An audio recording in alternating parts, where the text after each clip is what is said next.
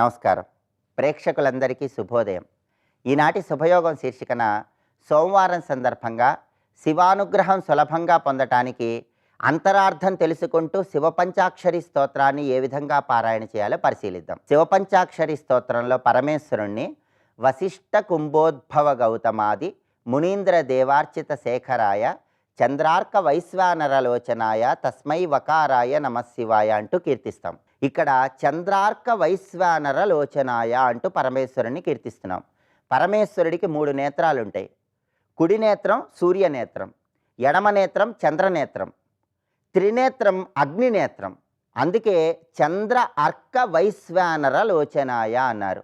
వైశ్వానరుడు అంటే అగ్నిదేవుడు అని అర్థం. అందుకే త్రినేత్రం అనేది అగ్నినేత్రం కాబట్టి వైశ్వానరలోచనాయ అంటూ ఇక్కడ కీర్తించారు. మనకి శరీరంలో కూడా 3 అగ్నులు ఉంటాయి. ఆహవనీయాగ్ని, దక్షిణాగ్ని, అన్వాహార్య పచనాగ్ని అని 3 అగ్నులు ఉంటాయి. వీటిలో అన్వాహార్య పచనాగ్నినే జఠరాగ్ని, వైశ్వానరాగ్ని అనే పేరుతో కూడా పిలుస్తారు. ఇది నాభి ప్రదేశంలో ఉంటుంది. ఆహవనీయాగ్ని కంఠం ప్రదేశంలో ఉంటుంది. దక్షిణాగ్ని హృదయంలో ఉంటుంది.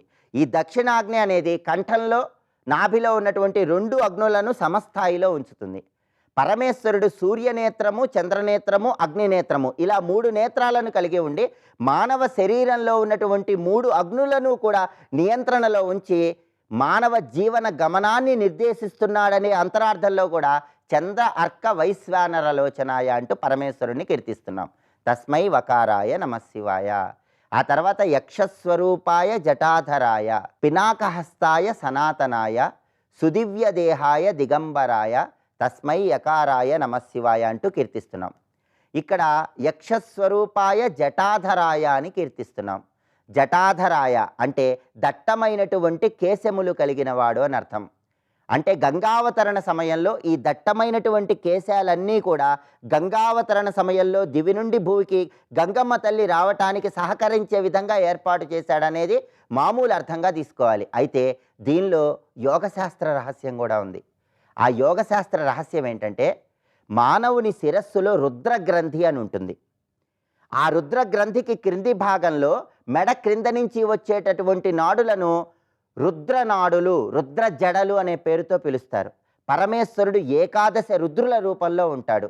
జ్ఞానేంద్రియాలు 5, కర్మేంద్రియాలు 5, మనస్సు 1, మొత్తం కలిపితే 11. ఈ 11ంటిని దాటుకొని ఏకాదశ రుద్రులను ధ్యానం చేస్తే ఈ రుద్ర జడలలో శివతత్వం పైకి వచ్చి కుండలిని శక్తి ఇక్కడ రుద్రగ్రంథిలో కపాలంలో జాగృతమవుతుంది. అందుకే పరమేశ్వరుని కపాలి అనే పేరుతో పిలుస్తారు.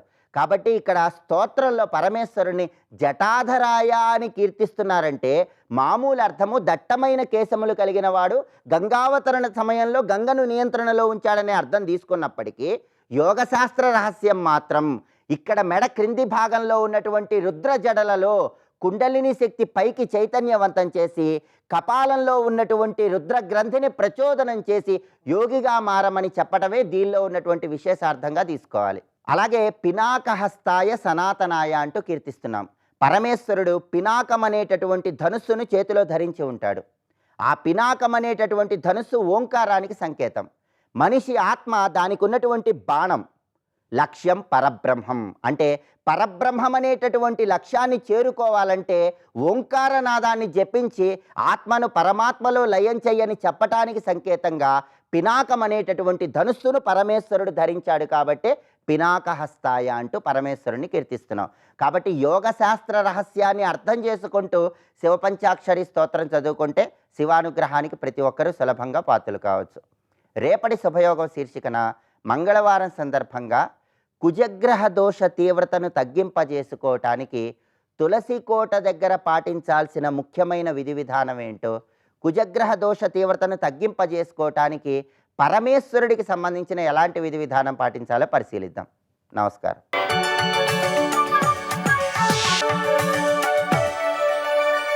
నందకిశోర నవనీత చోర నాద విహార శ్రీధర నందకిశోర నవనీత చోర నాద విహార శ్రీధర.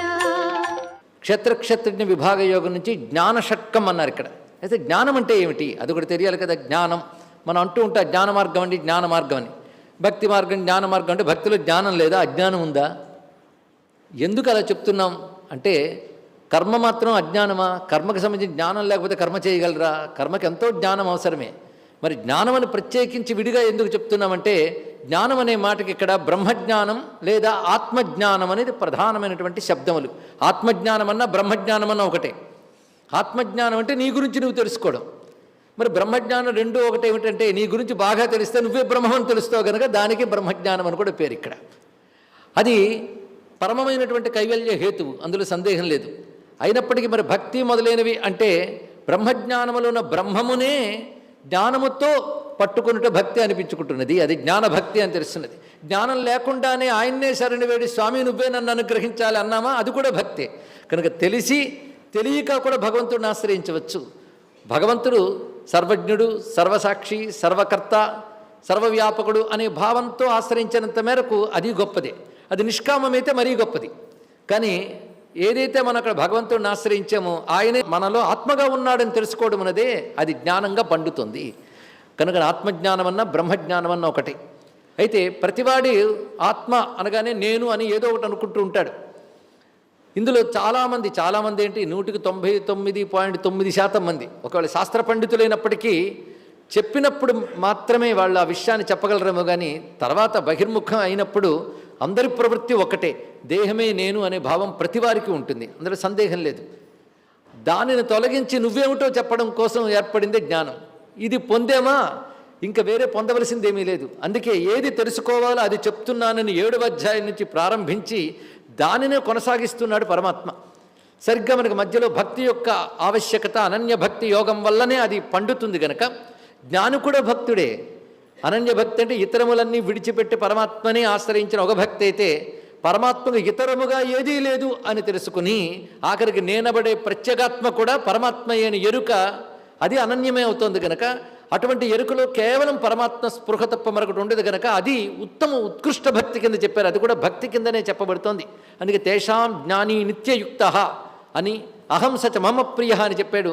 అటువంటి భక్తుడు వైభవమే మనం భక్తి యోగంలో చెప్పుకుని ఆ తర్వాత కృష్ణ పరమాత్మ స్పష్టముగా ఆత్మానాత్మ వివేకం అనేటువంటి విషయాన్ని తెలియజేస్తున్న గొప్ప అధ్యాయం క్షేత్రజ్ఞ విభాగ యోగం.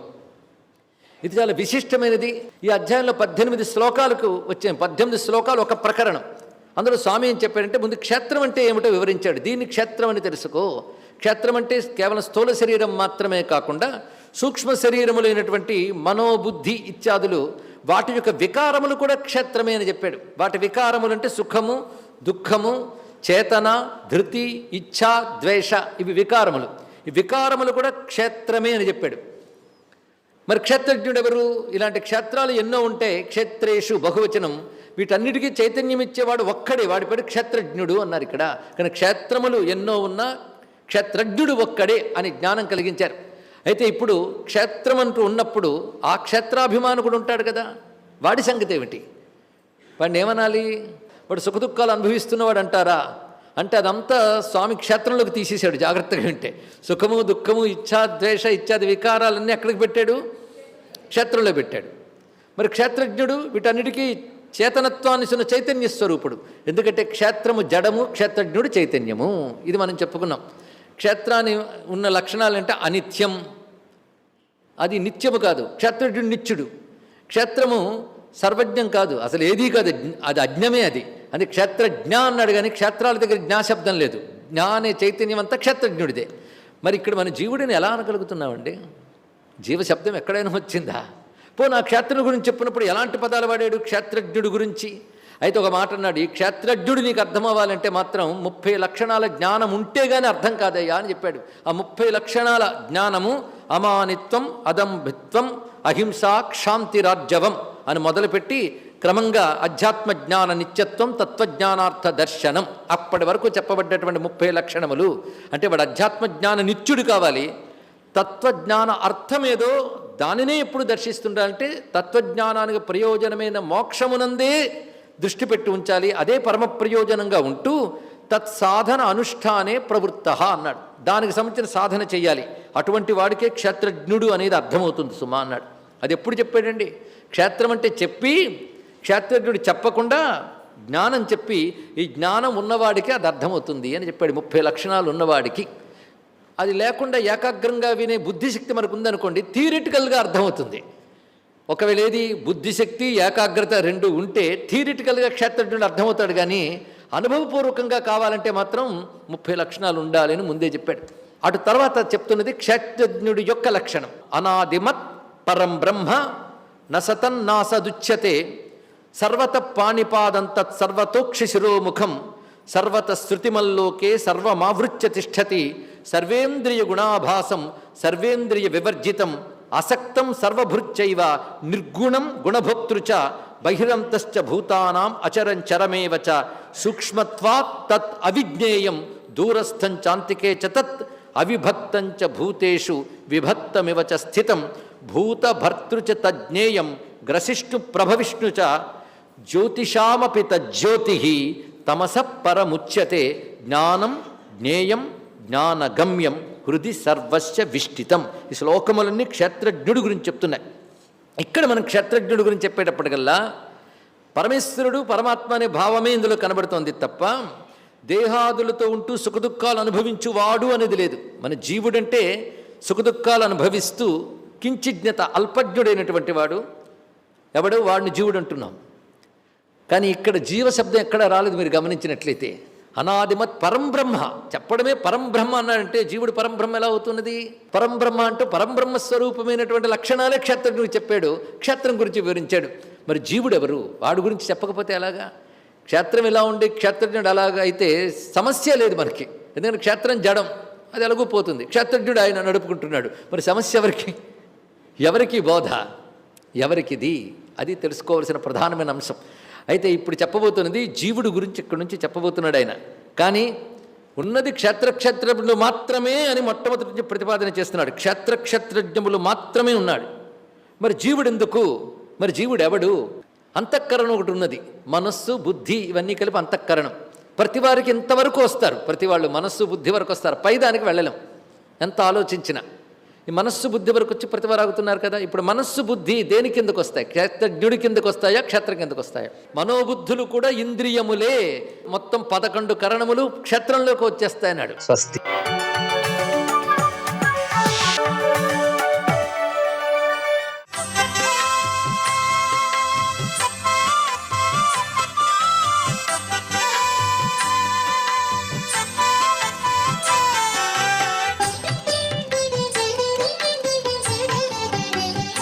ఓం నమో నారాయణాయ, ఓం నమశివాయ, శ్రీమాత్రే నమః.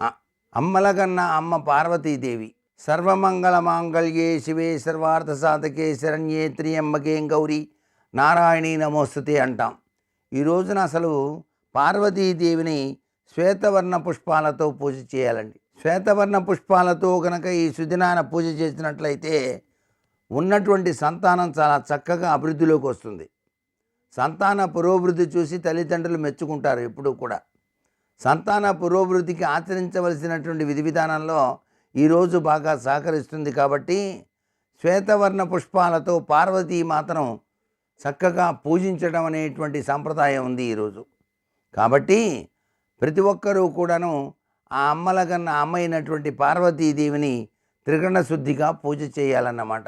ఎప్పుడైతే పార్వతీదేవిని త్రికరణ శుద్ధిగా పూజ చేస్తూ ఆ తల్లికి ప్రీతికరమైనటువంటి ఆవు పాలతో చేసినటువంటి పరమాన్నం నైవేద్యంగా సమర్పించి శ్రీ సూక్తం కూడా పఠనం చేయాలి. శ్రీ సూక్తం పఠనం కనుక చేసినట్లయితే పిల్లలు పురోభివృద్ధి బ్రహ్మాండంగా జరుగుతుంది. వాళ్ళు ఉన్నత విద్యావంతులు అవటమే కాకుండా ఉన్నత ఉద్యోగాల్లో తమ జీవితాన్ని కొనసాగించడానికి కూడాను ఆస్కారాన్ని ఆ చక్కని తల్లి మనకు ప్రసాదిస్తుంది అని చెప్పేసి కూడాను గ్రహించవలసినటువంటి సుదినంగా చెప్పడం జరిగింది. సర్వే జనా సుఖినో భవంతు.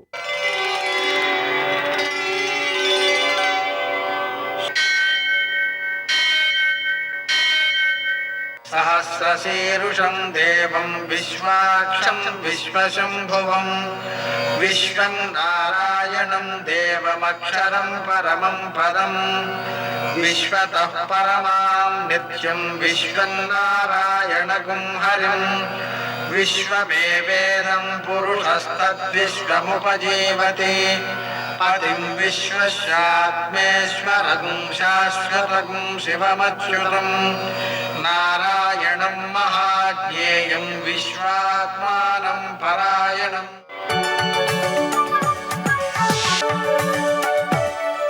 सूर्यशौर्यमथेन्दुरिन्द्रपदवी सन्मङ्गलं मङ्गलम् మృత్యుంజయాయ రుద్రాయ నీలకంఠాయ శంభవే అమృతేశాయ శర్వాయ మహాదేవాయ తే నమః. నేటి కాలమాన విశేషాలను గమనిద్దాం. స్వస్తి శ్రీ చాంద్రమాన శోభకృన్నామ సంవత్సరం దక్షిణాయనం శరదృతువు ఆశ్వయుజమాసం కృష్ణపక్షం సోమవారం. సూర్యోదయం 6:20 సూర్యాస్తమయం 5:39. తిథి నవమి తెల్లవారుజామున 5:50. నక్షత్రం ఆశ్లేష మధ్యాహ్నం 1:22 వరకు. వర్జం రాత్రి 2:52 నుంచి 4:40 వరకు. దుర్ముహూర్తం మధ్యాహ్నం 12:22 నుంచి 1:07 వరకు. మరల మధ్యాహ్నం 2:35 నుంచి 3:23 వరకు. అమృతకాలం ఉదయం 11:34 నుంచి మధ్యాహ్నం 1:22 వరకు. రాహుకాలం సోమవారం కాబట్టి ఉదయం 7:30 నుంచి 9 గంటల వరకు. అష్టకవర్గ రీత్యా శుభప్రదమైన సమయం మధ్యాహ్నం 2:20. నేటి విశేషం సోమవారం. సోమవారం చంద్రునకు, శివునకు, గౌరీదేవికి చాలా ప్రీతిపాత్రమైన రోజు. పార్వతీ పరమేశ్వరుడు ఇరువురికి కూడా శిరస్సున చంద్రుడు ఉన్నాడు కాబట్టి ఆ సమష్టి స్వరూపాన్ని ఆరాధించడం ద్వారా, పూజించడం ద్వారా, శివునికి అభిషేకం చేయడం ద్వారా, అలాగనే కేజీంపావు బియ్యం కడిగేసి ఆరబెట్టేసి వాటిని శ్వేతాక్షతలు అంటారు. అయితే ఈ శ్వేతాక్షతలను ఉపయోగించేసేటప్పుడు శివునికి మాత్రమే శ్వేతాక్షతలు వాడాలి. పార్వతీదేవికి పసుపు కలిపిన అక్షతలను ఉపయోగించాలి. హరిద్రాక్షతలు అంటారు వాటిని. ఈ రకంగా చేసినటువంటి పూజ చేసిన తర్వాత వాటిని ఆవులకు పెట్టచ్చు, ఎవరైనా ప్రసాదాలు పంచేటువంటి ఆలయాల్లో ఇచ్చేయవచ్చు. ఏ విధంగానైనా సరే వాటిని సద్వినియోగం చేయవచ్చు. సోమవారం కాబట్టి మనం చంద్రశేఖరుణ్ణి కనుక పూజించుకోవడం, ఆ స్తోత్రం చంద్రశేఖర చంద్రశేఖర చంద్రశేఖర వాహిమాం చంద్రశేఖర చంద్రశేఖర చంద్రశేఖర రక్షమాం అని ఈ మార్కండేయకృతమైనటువంటి మృత్యుంజయ స్తోత్రాన్ని పఠించుకోవడం ద్వారా అపమృత్యు భయాలను తొలగించుకోగలుగుతాం. నేటి ఆణిముత్యాలు.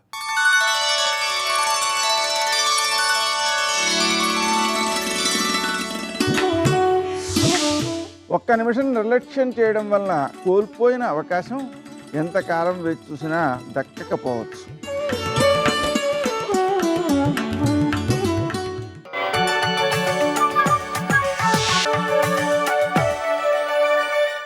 सर्वमङ्गलमाङ्गल्ये शिवे सर्वार्थसाधिके शरण्ये त्र्यम्बिके देवी नारायणि नमोस्तुते. ఆయన బాగా చదువుకున్నాడు, ఆయన యజ్ఞోపవీతం వేసుకున్నాడు, ఆయన వేదము, పురాణము, శాస్త్రము మొదలైనవి చదువుకున్నాడు. ఇప్పుడు ఆయన శైవుడా, వైష్ణవుడా, శాక్తేయుడా, లేకపోతే సౌరాన్ని పాటించేవాడా, గణాపత్యుడా, ఎవరైనా కానివ్వండి, ముందు మాత్రం రక్షించేటటువంటి శక్తిగా ఆ తల్లిని గాయత్రి అని 3 పూట్ల సంధ్యావందనంలో ఆ మంత్రాన్ని కీర్తించవలసింది, గానం చేయవలసింది. చదువుకున్నవాడు, కొంచెం ఒక మార్గమునందు ప్రయాణిస్తున్నవాడు, కొంత శాస్త్రం తెలుసుకోవడానికి అధికారం ఉన్నవాడు, వాడు ఎవరిని ఉపాసన చెయ్యాలి? అమ్మవారిని. రామకృష్ణ పరమహంస దీని మీద అద్భుతమైన విషయం చెప్తుండేవారు. ఒకానొకప్పుడు అంటే నిజంగా అలా జరిగిందా అంటే నారద మహర్షి అలా చేశారని కాదు, దాని తత్వం తెలుసుకోవడానికి.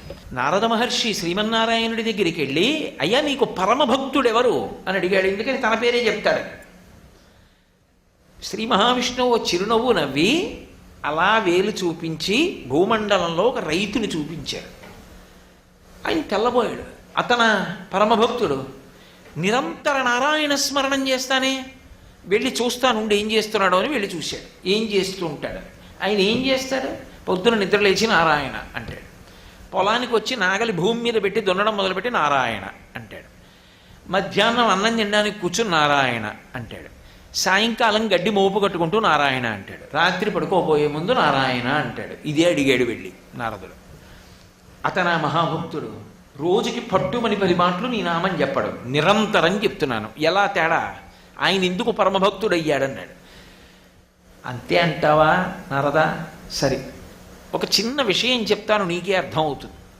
ఇది చాలా సన్నటి మార్గం ఉంది, ఏటవాలుగా ఉంది ఇలాగా. దాని మీద ఒక్క పాదమే పడుతుంది. ఆ ఒక్క పాదం వేస్తూ నిలబడి మళ్ళీ రెండో పాదం వేసి జాగ్రత్తగా మళ్ళీ మొదటి పాదం ఎత్తి ఏటవాలుగా ఉంది గోడ మీదకి. ఎక్కడైనా పొరపాటు చేసావో కింద పడిపోతావు. 2 పాత్ర నిండా నూనె పోసి ఇస్తున్నాను. చేతులతో పట్టుకుని ఒక చుక్క కింద పడకుండా జాగ్రత్తగా ఈ మార్గంలో గోడ మీదకి వెళ్ళు. పట్టుకుని బయలుదేరాడు. నూనె చుక్క కింద పడకూడదు, కింద తాటి మీద కాలు మధ్యలోకే పాదం ఉండేటట్టుగా వెయ్యాలి, ఏటవాలుగా ఉంది, జాగ్రత్తగా నడవాలి. ఇన్ని చూసుకుంటూ జాగ్రత్తగా నడిచి గోడెక్కాడు. స్వామి చేరిపోయాను. ఎన్ని మాటలు చెప్పావు నా నామం ఎక్కేటప్పుడు?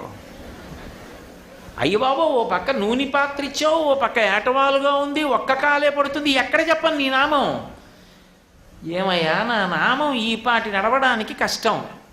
తెల్లవారుజామున లేచి ఆకాశం వర్షిస్తుంటే కటిక చీకట్లో భూమి దున్నాలని నాగలి భుజాన పెట్టుకుని పరుగులెత్తి 10 మందికి అన్నం పెట్టడం కోసమని భూమి దున్నుతున్నవాడిని సంధ్యావందనం చేయి, గాయత్రి చెయ్యి, అర్ఘ్యమి, శాస్త్రం చదువుకో అంటే ఇది చేస్తాడా అది చేస్తాడా? చేయవలసినటువంటి కర్మ ఏది ఉంటుందో వేదప్రోక్తమై అది చేయడంలో ఈశ్వరుడు శక్తిని ఆ పరిస్థితిని దృష్టిలో పెట్టుకుని ఇస్తాడు. ఏమీ తెలియని వాడు ఉన్నాడు, ఎవరిని ఉపాసన చేస్తాడు? అమ్మోరంటారు. అందుకే మీరు చూడండి, లోకంలో ఒక పేరు ఉంటుంది. ఎవరిని పిలుస్తారంటే గ్రామదేవతలు అంటూ ఉంటారు. ఆ గ్రామదేవత అని ఏ ఊళ్ళో ఉన్న దేవతనైనా పిలుస్తారు. నేను కొత్తగా ఓ పల్లెటూరు వెళ్ళాను అనుకోండి, ఆ గుడి పేరు ఏమిటో నాకు తెలియదు అనుకోండి, గ్రామదేవత ఆలయం అండి అంటున్నాం. గ్రామదేవత అంటాం, కానీ ఆ గ్రామదేవతకి ఎన్నో పేర్లు ఉంటాయి. ఎందుకు వచ్చాయో తెలిసిన పేర్లన్నీ. ఎప్పుడైనా ఒక ఊరు వెడితే ఆ ఊరు వెళ్ళినప్పుడు ఆ ఊళ్ళో కొత్తగా కాపరం మొదలుపెట్టినప్పుడు ఎవడో ఒక్కడ మొదలు పెట్టాడు, ఎవరో 4 కలిసి ఇక్కడ ఉండి ఈ పొలాలు దున్నుకుందామని మొట్టమొదటి ఎవడో వెళ్ళి ప్రారంభం చేస్తాడు. ఆయన 2 అన్నదమ్ములు వాళ్ళు వెళ్ళి ఆ ఊళ్ళో ఉండడం మొదలు పెడతారు. ఒక్కడు వెళ్ళడు, నాతో పాటు అమ్మవారు వచ్చింది, ఆవిడ శక్తి, ఆవిడ రక్షిస్తోంది మమ్మల్ని. ఓ చిన్న పందిరేస్తాడు, పందిరేసి అక్కడ ఓ పొడుగాటి రాయి ఒకటి పెడతాడు, పెట్టి దానికి 3 పసుపు గీతలు ఇస్తాడు, 3 బొట్లు పెడతాడు, ఓ పువ్వు పెడతాడు, చెరువులో నీళ్లు తీసి దాని మీద పోస్తాడు, కాస్త పసుపు పెడతాడు, కుంకం పెడతాడు. ఆవిడ పేరు ఏమిట్రా అని అడిగామనుకోండి, పెద్దింటమ్మ అంటాడు. ఏమిటి పెద్దింటమ్మ అంటే మా ఇంటికి ఆవిడే పెద్ద ఆవిడే. ఇప్పుడు ఆ తర్వాత ఈ 4 అన్నదమ్ములకి 5 కొడుకులు చొప్పున పుట్టారు. 20 మంది, 20 మందికి భార్యలు, 20 మందికి పిల్లలు, కొత్తగా వచ్చిన వాళ్ళు. ఊరు పెద్దదవుతోంది, వరసలు మారుతున్నాయి, ఆవిడ మాత్రం అలాగే ఉంది పెద్దింటమ్మ. ఈ పెరుగుతున్న ఊరంతా ఆవిడిదే, ఆవిడిల్లే, ఆవిడే ఆ ఇంటికి పెద్ద, అందుకని పెద్దింటమ్మ. ఒక ఊళ్ళో మరిడమ్మ, పెద్దాపురంలో ఉంది. మరిడమ్మ అంటే ఒకసారి వెళ్ళి నమస్కారం చేస్తే చాలు మళ్ళీ మళ్ళీ ఇచ్చే లక్షణం ఉన్న అమ్మవారు కాబట్టి మరిడమ్మ తల్లి. ఒక్కసారి నమస్కారం చేస్తే చాలు ఆవిడ జ్ఞాపకం ఉంచుకుంటుంది, ఇక మళ్ళీ అడగక్కర్లేదు మనం నాకు ఇది కావాలని. ఆవిడే దాన్ని గుర్తు పెట్టుకుని మళ్ళీ మళ్ళీ ఇచ్చే లక్షణం ఉన్నటువంటి అమ్మవారు కనుక ఆవిడికి మరిడమ్మ తల్లి అని పేరు. ఒక ఊళ్ళో నూకాలమ్మ, నూకాలమ్మ అంటే భూమి మీద నూకలు ఉన్నాయి, ఈ ఊళ్ళో నేనున్నాను, ఈ ఊళ్ళో నేనుండి ప్రతి పూట అన్నం తిని బ్రతకగలుగుతున్నానంటే ఆవిడ అనుగ్రహం. భూమి మీద నూకలు ఉన్నాయిరా వీడికంటారు. ఇక్కడ నాకు నూకలు మిగల్చి ఆయుర్దాయం ఇస్తున్న తల్లి ఈ గ్రామానికి అధిదేవత. అందుకే ఎప్పుడైనా ఊరు విడిచిపెట్టి వెళ్లే ముందు గ్రామదేవతకి చెప్పి వెళ్ళాలి. మనసులో నమస్కారం చేసుకుని పొలిమేర దాటుతున్నప్పుడు, అమ్మ ఫలానా ఊరు ఎడుతున్నాను, తల్లి క్షేమంగా తీసుకురా అని చెప్పాలి. మళ్ళీ పొలిమేరకు వచ్చినప్పుడు చెప్పులిప్పి ఓ నమస్కారం చేయాలి, అమ్మ నీ అనుగ్రహంతో మళ్ళీ ఈ ఊరు వచ్చాను, నాకు నూకలు మిగల్చావు తల్లి, నీకు నమస్కారం. సర్వం శ్రీ ఉమామహేశ్వర పరబ్రహ్మార్పణమస్తు. స్వస్తి.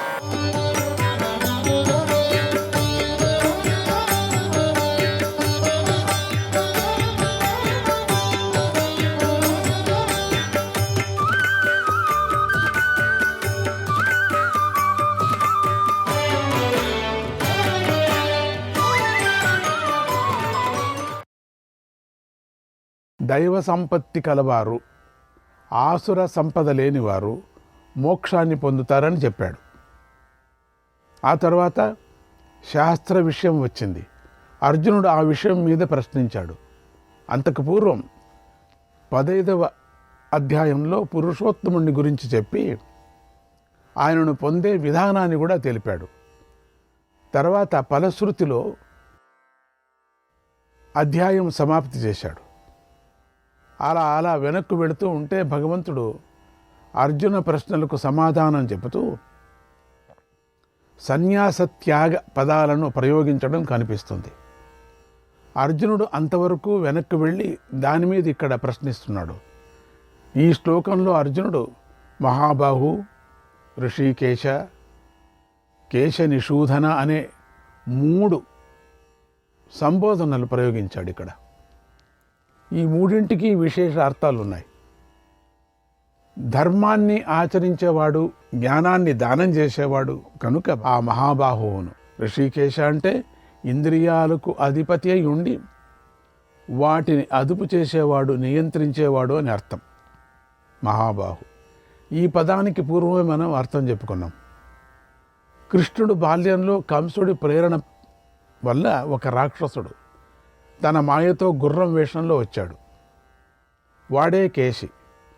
వాణ్ణి సంహరించాడు గనుక కేశవుడు, కేశి నిషూధనుడు అయ్యాడు. ఇంద్రియాణి హయానాహు అనే ఉపనిషద్వాక్యాన్ని బట్టి గుర్రాలు ఇంద్రియాలకు సంకేతాలు. ఋషికేశుడై ఇంద్రియాలను నియంత్రించినటువంటి భగవంతుడు కేశి నిషూధనుడై ఇంద్రియాలను లయం చేసే పారేస్తాడు. ఇంద్రియ జయం లేకుండా సన్యాసం కానీ త్యాగం కానీ సాధ్యపడదు. అందుకే అర్జునుడు ఈ పదాల ప్రయోగంతో ఇంద్రియ నిగ్రహం కలిగించి సన్యాస త్యాగాల గురించి చెప్పమని ప్రార్థిస్తున్నాడు. సన్యాసం యొక్క శబ్దార్థాన్ని, తత్వాన్ని తెలుసుకోవాలని అర్జునుడు ఇష్టపడి ప్రార్థించాడు. అలాగే త్యాగం అనే శబ్దం యొక్క అర్థాన్ని కూడా తెలపమని ప్రార్థించాడు. ఎందుకని ఈ ప్రశ్న వేశాడంటే వెనుకటి అధ్యాయాలలో సన్యాసము మరియు త్యాగం అనేటువంటి శబ్దాలను భగవంతుడు ప్రయోగించాడు.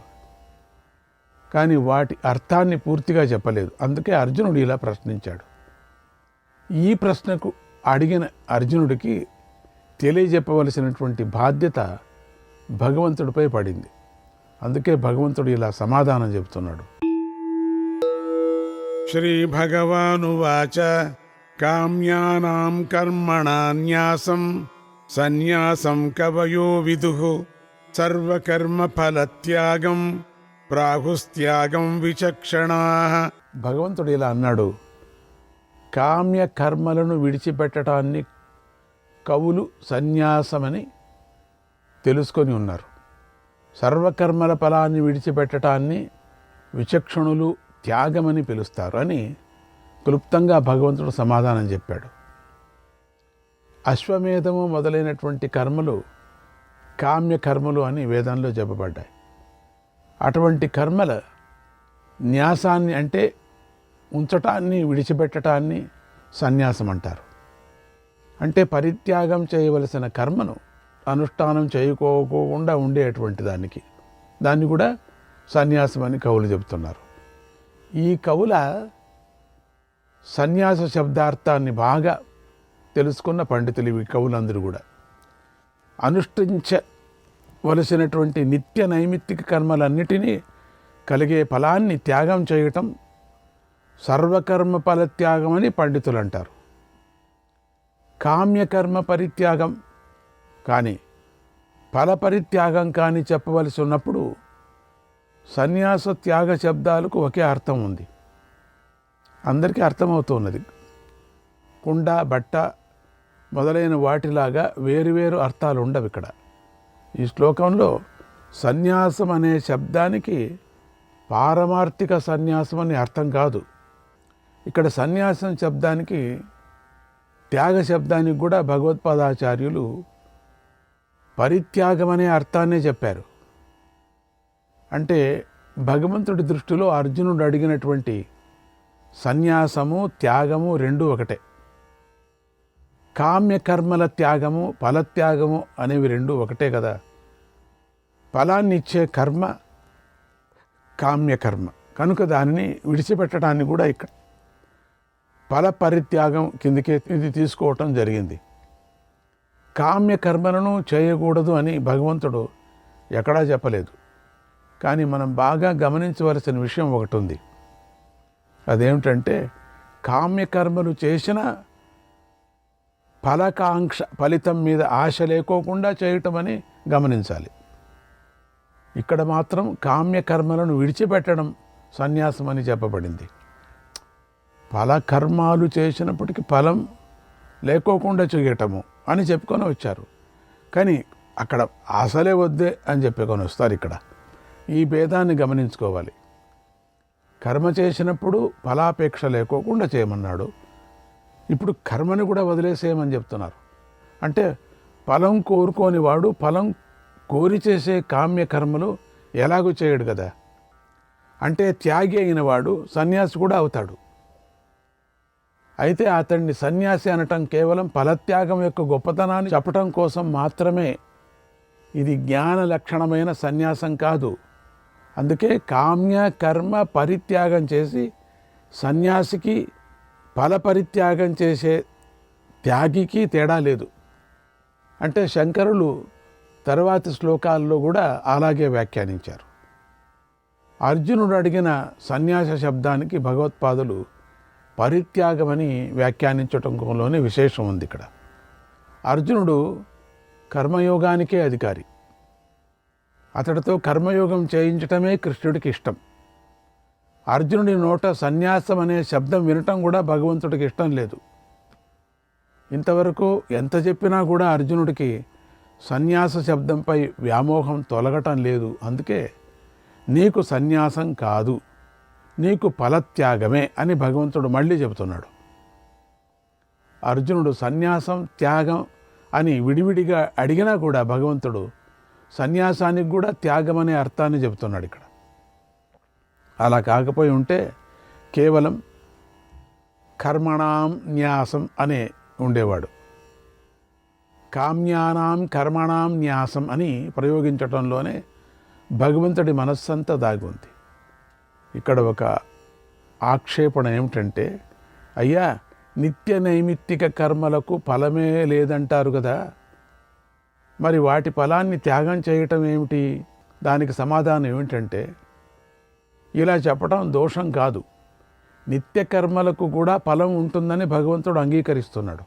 నిత్య కర్మలు చేయటంలో కూడా ఫలం ఉంది. అందుకే అనిష్టనిష్టమిశ్రంచ అని నతు సన్యాసినాం అని ఈ అధ్యాయంలోనే చెప్పబడుతున్నాడు. ముందుకు చెప్తున్నాడు, కేవలం సన్యాసులకు మాత్రమే కర్మఫలం అంటుకోదని చెబుతూ సన్యాసులు కాని వారికి కూడా నిత్యకర్మ ఫలప్రాప్తిని గురించి భవత్య త్యాగినాం ప్రయత్య అని చెప్పబోతున్నాడు. త్యాజ్యం దోషవదిత్యేకే కర్మ ప్రాహుర్మనీషిణః యజ్ఞదాన తపః కర్మ నత్యాజ్యమితి చాపరే. మేధావులు కొందరు కర్మను దోషం కలదానినిలాగా వదిలివేయాలి అంటారు. యజ్ఞదాన తపకర్మలను విడిచిపెట్టరాదు అని మరికొందరు అంటారు.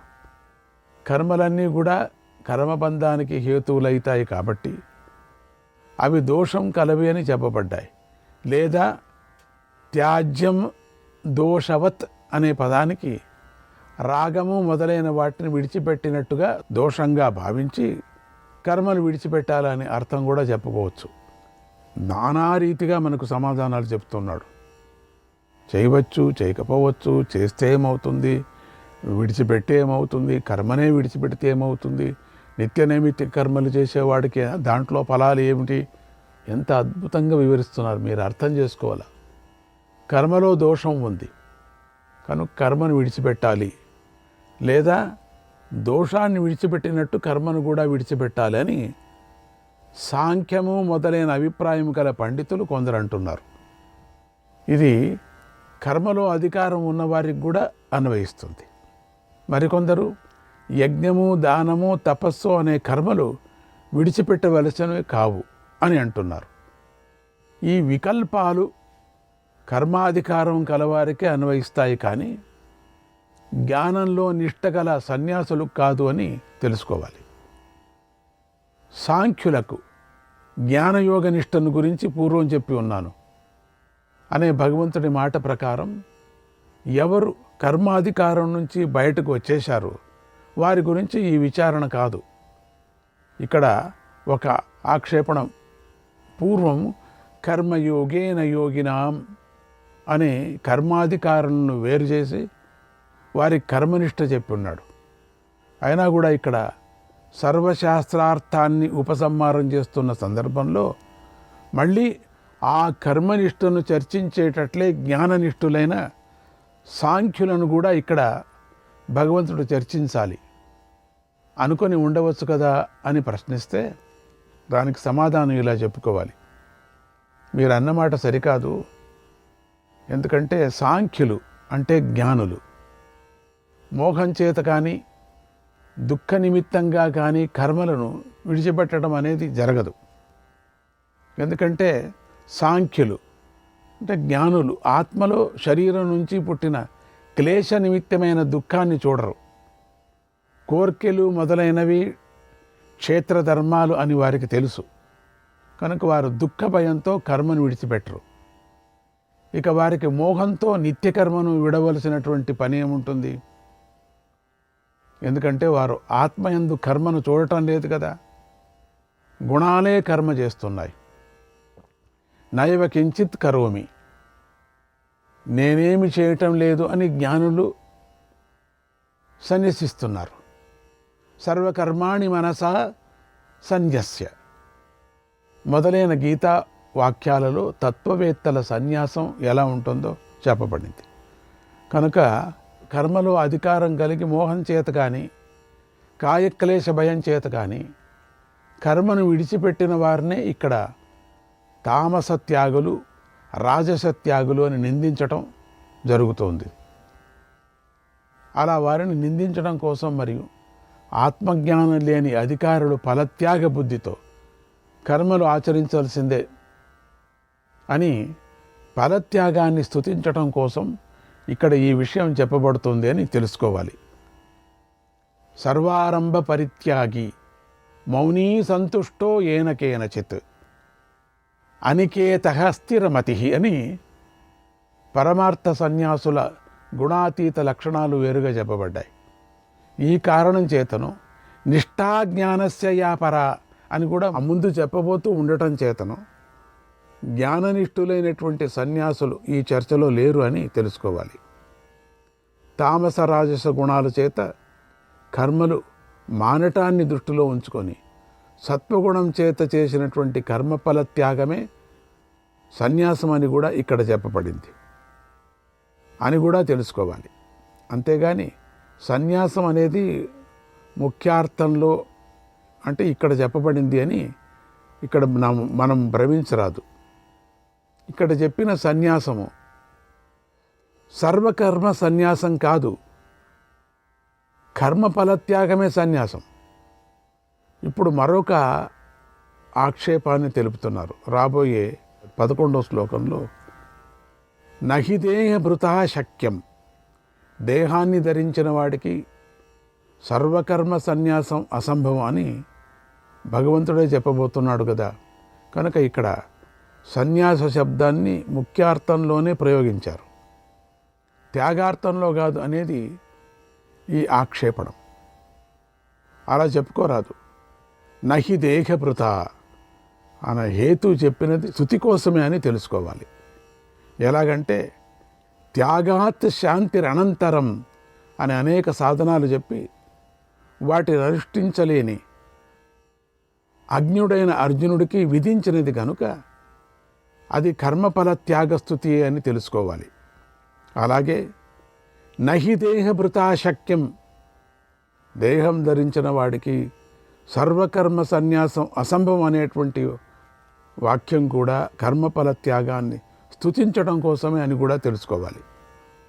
సర్వకర్మలను మనస్సుతో కూడా విడిచిపెట్టి ఏ కర్మలు చేయకుండా చేయించకుండా ఉండేవాడు అనే పక్షానికి అపవాదాన్ని చూపడం ఎవరికీ సాధ్యం కాదు.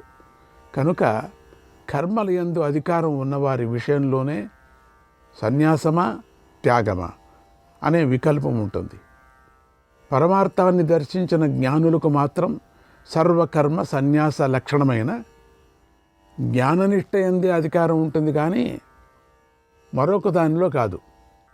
అందుకని వారి విషయంలో వికల్పానికి అవకాశమే లేదు అని చెప్పారు.